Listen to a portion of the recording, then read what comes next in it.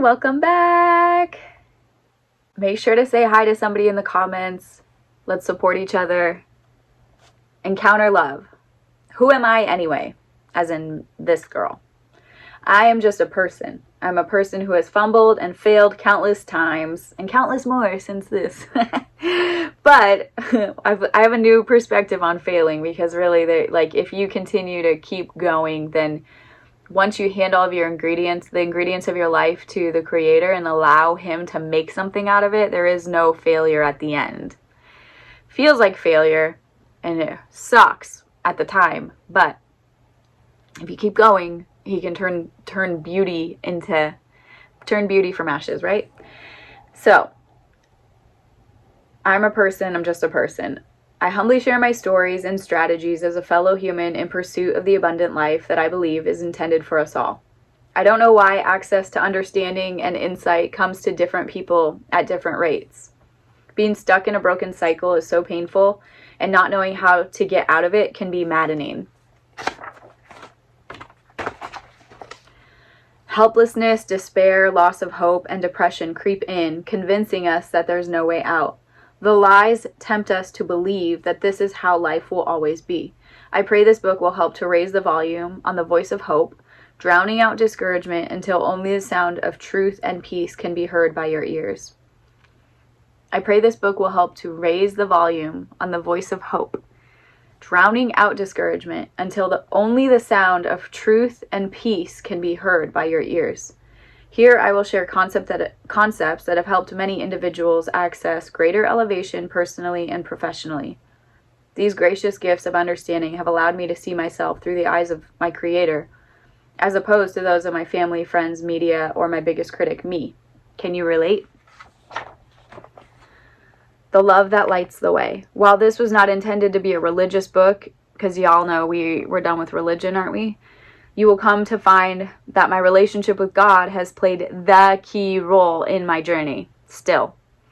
Reflecting on every season of my life, regardless of my own opinions, misunderstandings, or desires, the solution always comes back to divine power.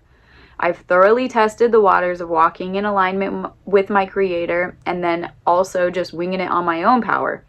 After exhaustive testing, and I mean exhaustive, I can with complete confidence and moxie share that I have found the most fulfilling option, which is walking with Creator. Writing this book has been a wilderness experience of its own. I find myself putting the action steps I'm writing about into practice as I lean into the divine power, grit my teeth, and battle the resistance until I have moved through it. What's it called? Punchline? Something like that.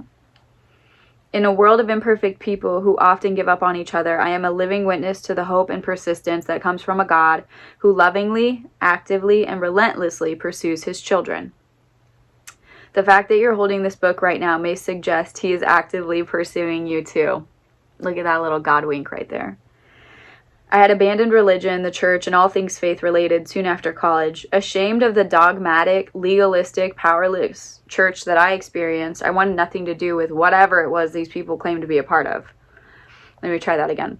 Ashamed of the dogmatic, legalistic, powerless church that I had experienced, I wanted nothing to do with whatever it was that these people claimed to be a part of. Entering the nonprofit sector, I resolved to serve people outside of a set belief system. I had witnessed so much dysfunction, I was embarrassed to call myself a Christian at all. And then came my love encounter. After years of God respectfully leaving me to my own devices, I attended a church service with a friend as a pity date in Los Angeles. She invited me, and I didn't want to let her go alone. So, yeah, she literally did the whole, hey, I'm on my way to your house. Get up, let's go to church. 20-minute warning. And I'm like, ah! And, I was like, no, I don't go to church. Ha ha ha. No, thank you. And then she's like, come on, I'm going. Let's go. And I'm like, well, who's with you? And she said, nobody. So then I had that, guilt thing. I was like, oh, man, she's going to have to go by herself if I don't go with her. Ah, crap. I better go. I was just trying to be a good friend, pretty much. Anxious as all get out, white knuckles clinging to my coffee cup, I was in sheer disbelief that I was about to walk into a religious institution. It's kind of funny because little did I know I wasn't, because, it's not religious. It was really God was there. I had no intentions of communicating with God, or of communing with God. I had zero interest in being involved with any religious related anything, and I really don't know what I believed anymore, so there wasn't much to talk about on my end. I just had to survive the hour, and then I could go back to business as usual. Seeing that the service would be held in a low-lit auditorium of what used to be a Hollywood theater was somewhat of a relief. Church buildings and all their churchy stuff, like churchy pews and hymnals and bulletins, were a huge trigger for me. By the way, now that I look back on that, I'm like, that was probably like some demonic influence, that it was like that I would have like such a strong reaction trying to be in a church, normal church. Like, now I look back and I'm like, I probably needed deliverance from that, because it was unusual how triggering. I would sit there and just cry. I remember one time my mom and I went, and I was just like crying. It was from a traumatic thing that happened, and I think it got all entangled with like religion and church. And so anyway, I think it's important to look at those kinds of things and realize that not all of them are so like, it's not like, this might actually not be that, but it just felt like it was that because of experiences that I had. But anyway, okay. So here I'm saying I'm pretty much like, I'm stoked that this place doesn't look like a church, is what I'm saying. Walking into One Church LA a few minutes late, my friend and I were ushered to our seats. We had a nice anonymous spot right in the middle, and I was happy to blend in with the crowd. Listening as the music played, I tried my best to keep my anxiety under control. That's crazy too, because like I just about forget that I used to have anxiety. I don't now, like at all. So if we can say anything, like, years have gone by, and the stuff that I learned and implemented from this project have totally changed my life. I'm a living witness of it.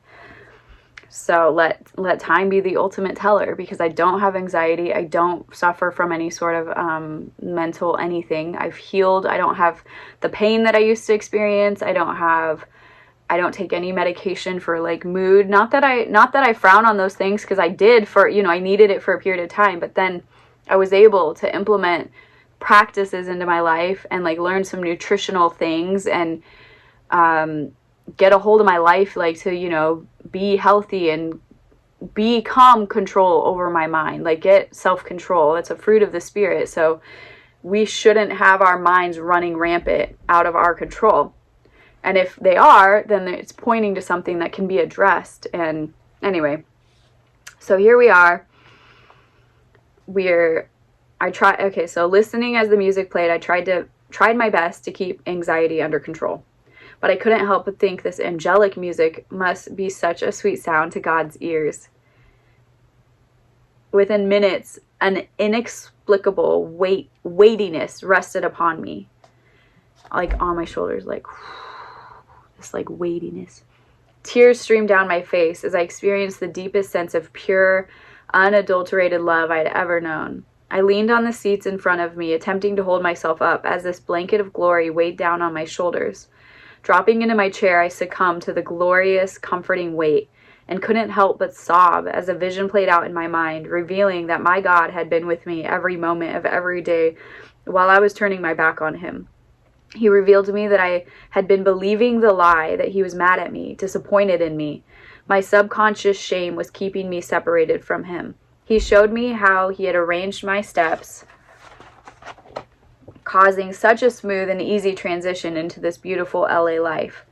I had never realized nor admitted this to myself. Just 8 months prior, I was the chick fighting in the club. Don't put your elbow in my ribs. And now I was being embraced by my maker. I walked into this building angry, depressed, traumatized by life, and I had straight run out of shits to give. It had been months, possibly years, since I had last acknowledged my truest friend. And yet here I was in his house, being showered in mercy, peace, and grace.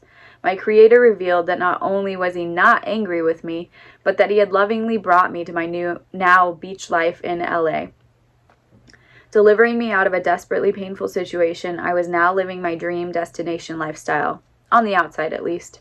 On the inside, I was deeply wounded, depressed, and at the end of my rope. I was in full survival mode. The God who I had come to accept and know since the age of 4 years old was patiently waiting for me to give him an inch so he could give me a mile. It was time for my inside life to be as beautiful as my outside life, and for the first time in years, I allowed his love to reach my brokenness. Having never experienced such an indescribable love encounter before, I went to the front for prayer immediately following the service. My by now puffy eyes must have communicated something to the chick who I first connected with, because she immediately called another girl over to join us. As we three began to pray, the first gal looked at me square in my eyes and said, "God wants you to know he is so proud of you. So proud of you." I sobbed as the message that was just conveyed in my mind was confirmed aloud. So like that's what I was hearing in the seats, and then I came down and that was the first thing she said to me. Wrapping up our prayer, she said to me, "I don't know what you came in with, but you are leaving here with a gang of angels." The other girl exclaimed, "Oh wow, he told me to tell you that too. You have so many angels leaving with you." Dumbfounded, I just thanked them, I'm like, okay, thank you. I'm like, what is going on, And what does that even mean? Leaving with my friend, my energy was completely drained. I'll never forget that feeling. Just like the ultimate depletedness. The experience was more than I could process in the moment. I would have never expected this, which is a symptom to my problem at the time. I deeply needed a breakthrough. I would have never expected this, which is the symptom to my problem at the time, that I deeply needed a breakthrough. December 7th, 2014, I was lavished in a love encounter from the God of the universe who is so beyond me. His love is so fierce, I could never earn it. Our protector that I repeatedly took for granted has swooped in on my life, and it would never be the same. And he wants to do the same for you. You ever had a love encounter, like something like that, where you've experienced like a weightiness or like hearing something? I've heard people where they've said that they've felt God give them a hug. I'm like, what? Or heard like a voice, or seen a vision of like, Yeshua or like some angelic presence. Like, if you've ever experienced something like that, leave it in the comments below. I can't wait to hear people's stories.